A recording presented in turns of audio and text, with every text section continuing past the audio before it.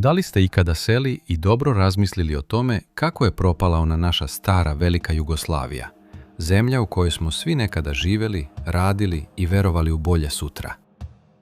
Većina ljudi danas misli da su tu državu srušili ratovi, strani neprijatelji, belosvetske sile ili neki opasni generali sa tenkovima koji su odjednom rešili da sve popale i unište. Ali prava istina je mnogo strašnija i krije se daleko od očiju javnosti, u tišini jedne obične kancelarije, gde je sedeo jedan čovek sa običnim nalivperom u ruci. Jugoslavija nije uništena 90-ih godina, kada je pukla prva puška. Ona je zapravo uništena decenijama ranije, polako i nečujno. A taj čovek koji joj je presudio nije bio nikakav strani špijun, ni vojnik, ni kriminalac, već jedan tihi, sitni seoski učitelj iz Slovenije, koji se uvek ljubazno smeškao, tiho govorio i pažljivo birao reči. Zvao se Edvard Kardelj i dok su svi gledali u Tita, divili se njegovim belim modelima i slušali njegove vatrene govore, ovaj čovjek je iz senke pisao zakone koje niko u to vreme nije potpuno razumeo. Zakone koji su bili napravljeni tako da kao tempirana bomba raznesu državu iznutra čim Tito zatvori oči. Danas ćemo zajedno sesti, kao komšije uz kafu, i otkriti kako je ovaj naizgled bezopasni čovjek uspeo da prevari milione ljudi i da svojom olovkom zacrta propast svega onoga što su naši očevi i dedovi stvarali u krvi i mukama. Sve je počelo od tog njegovog skromnog porekla, jer je Kardelj došao iz jedne sasvim obične, siromašne slovenačke porodice. Pa niko nije mogao ni da nasluti da će jednog dana krojiti sudbinu celog Balkana i odlučivati o životima miliona ljudi. Ako vam se dopada ova priča, kliknite na dugme zaprati i ostanite uz nas.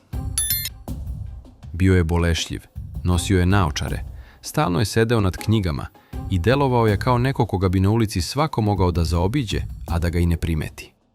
Ali upravo u toj njegovoj tišini i neupadljivosti krila se njegova najveća snaga, jer je rano ušao u partiju, preživeo teške zatvore i naučio kako da se uvuče pod kožu onima koji imaju stvarnu moć.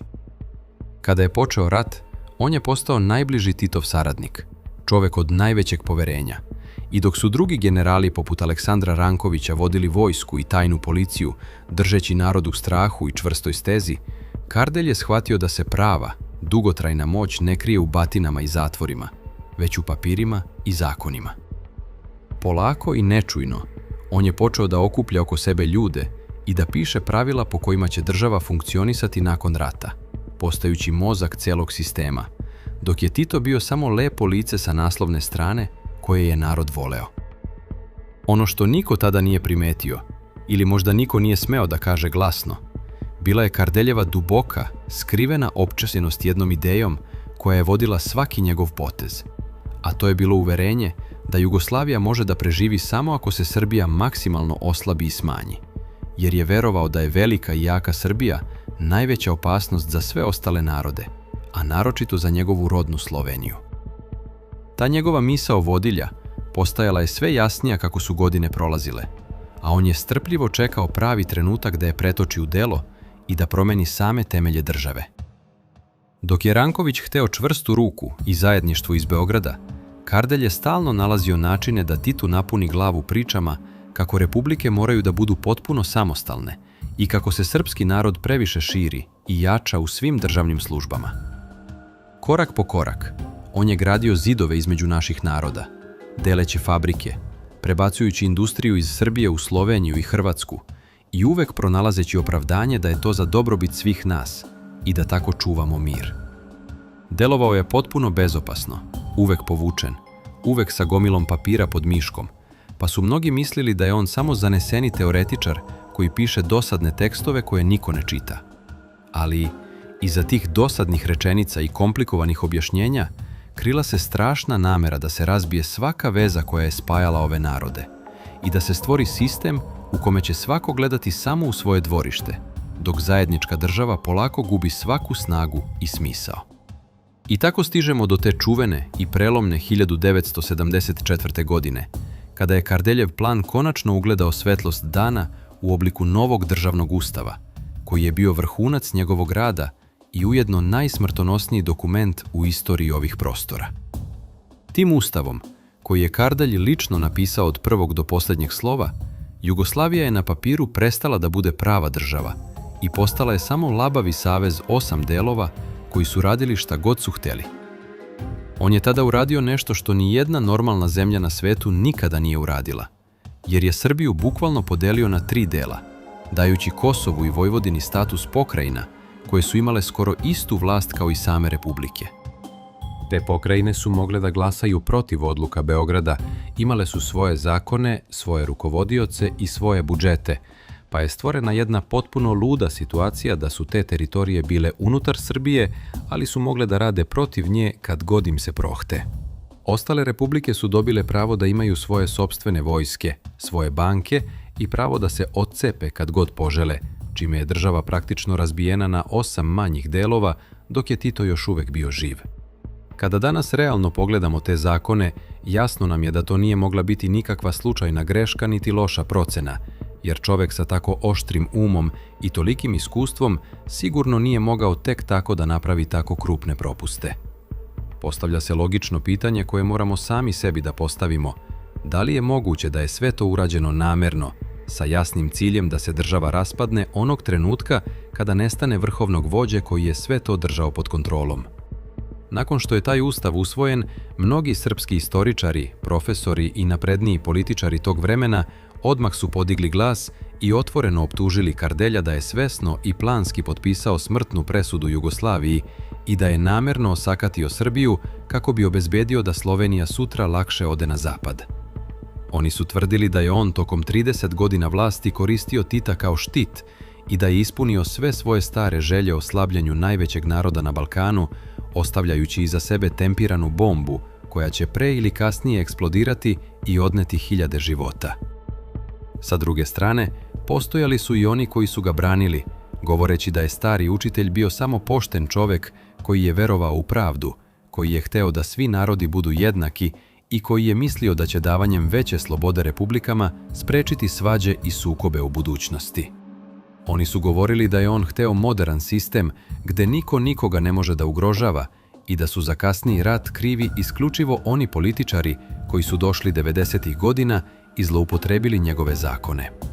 Ali, kada pogledamo sve dokaze koji su ostali iza njega, kada vidimo kako su se te njegove granice i pravila tačno poklopili sa kasnijim nesrećama, teško je oteti se tom mračnom osjećaju da je sve to ipak bio jedan hladan, proračunat plan čoveka koji je tačno znao šta radi i gde sve to vodi. Kardelj nije dočekao da vidi plodove svog rada u njihovom najgorem obliku, jer je preminuo u februaru 1979. godine, tačno godinu dana pre nego što će umreti Josip Broz Tito. Otišao je tiho, od teške bolesti, odnevši sa sobom u grob sve one najveće tajne o tome šta se stvarno pričalo iza zatvorenih vrata i kakve su se političke trgovine pravile na štetu naroda. Njegov ustav ga je nadživeo i upravo u tim komplikovanim paragrafima i članovima zakona, koje je on tako pažljivo sročio, Jugoslavija se 90. godina našla u potpunom pravnom ćorsokaku iz koga nije bilo mirnog izlaza. Kada su počele prve velike krize, vojska i savezna vlada nisu mogle da donesu ni jednu odluku, jer je Kardeljev zakon davao pravo svakoj republici da blokira sve što joj ne odgovara, pa je sistem jednostavno stao i ostavio narod na milost i nemilost lokalnim vođama. Ostaje ta velika misterija da li je on pred sam kraj svog života, dok je ležao u bolesničkoj postelji, shvatio kakvo je čudovište napravio i da li je mogao da vidi krvoproliće koje se spremalo njegovoj sopstvenoj zemlji. Zašto nikada pre smrti nije izašao pred narod i pokušao da objasni ili ispravi ono što je napisao, nego je pustio da sve ide svojim tokom, kao da je jedva čekao da se zavesa spusti i da se završi ta velika predstava u kojoj je on odigrao najvažniju i najmračniju ulogu.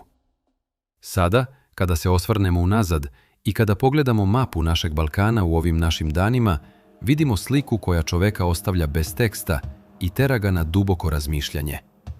Ta naša stara, ponosna zemlja danas je razbijena u paramparčad, podeljena na male, siromašne državice koje su često posvađane i koje zavise od tuđe volje, a te nove granice između njih povučene su gotovo u milimetar tačno tamo gde ih je Edvard Kardelj olovkom iscrtao u svom ustavu pre više od 50 godina.